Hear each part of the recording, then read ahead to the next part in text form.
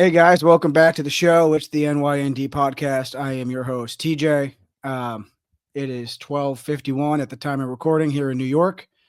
Just came back from Westchester where I watched the game with my brother. And where do we begin with this one? I have some notes here, but that was just a game that we had to have, you know, whether it was, by 1 point, 2 points, touchdown, whatever the spread was, it really doesn't matter. That was a game that we had to have. Um, First game in this new expanded playoff era on campus at Notre Dame with all the BS about the black uniforms and, are we going to, turn our back on tradition? What are we doing here? You come out in the navy blues, you come out with class, and just what a spectacle Notre Dame put on today for college game day, the walk from the church to the stadium. I thought ESPN did a great job covering it. I think NBC should take some notes, honestly. And I have my biases against ESPN, but I thought they did an incredible job, and that was something special. We had to win that game, and playing Indiana, all of a sudden now they're a lesser opponent because Notre Dame beat them.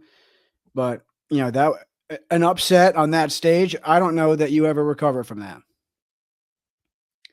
And I thought it was Freeman's best job as a coach at Notre Dame. I thought he impacted the game. That punt formation that forced Indiana to take a timeout was genius.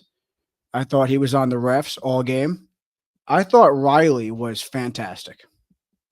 His escapability in the pocket was, he's never been pressured like that this year, and I think he proved that he can squirm out of there and he can make a couple of throws.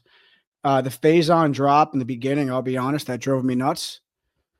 And we kept on going to him, and you could argue that he was the best player in the game. He played great. That pick by Xavier Watts, who just continues to make plays, he was all over the field in the first half. I think that changed the game. To make a hockey reference for any of my hockey fans, I felt like that was killing a power play in the playoffs. You throw a pick, Indiana's driving. If they go up 7-0, maybe some of the air in the stadium gets taken out. Instead, you get a pick there, and then Jeremiah Love has a track meet to the end zone. And didn't see him a whole lot after that. He's got to stop jumping. He's going to get hurt. Didn't see him a whole lot after that, and I was kind of okay with that. I wondered going in, and this is, a tinfoil hat conspiracy stuff, but I wondered going in if Notre Dame felt like if we can run the ball and, I feel like every throw we hit is like a hitch route to the sticks, but if we can just, run the ball and, play a little conservative, eventually we'll start leaning on these guys and we can kind of take the game over, play some clock management and, get out of here with a win and maybe not like show Georgia way too much.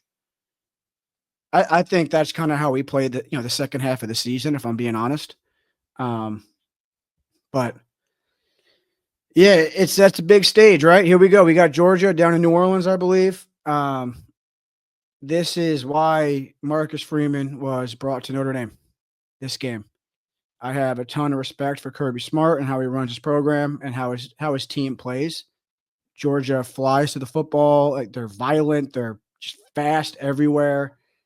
I feel like every guy in a Georgia uniform just like looks like an absolute stallion in their pads. Like, they're just a good team all the way around. Arguably the best team in the country the last 3 to 5 years. And I think Freeman and Smart have a lot of similarities in how these two teams play. I've said that I think this Notre Dame team reminds me a lot of that 2017 Georgia team. I think it was it Sonny Michel or DeAndre Swift and Nick Chubb? I know Nick Chubb was on the team. It was one of those two other guys. And just good defense, run the football. Quarterback doesn't get you in too much trouble. Reminds me a lot of that team. And this stage is two like-minded teams, physical. Georgia's a lot bigger up front. We'll see if Riley Mills is healthy.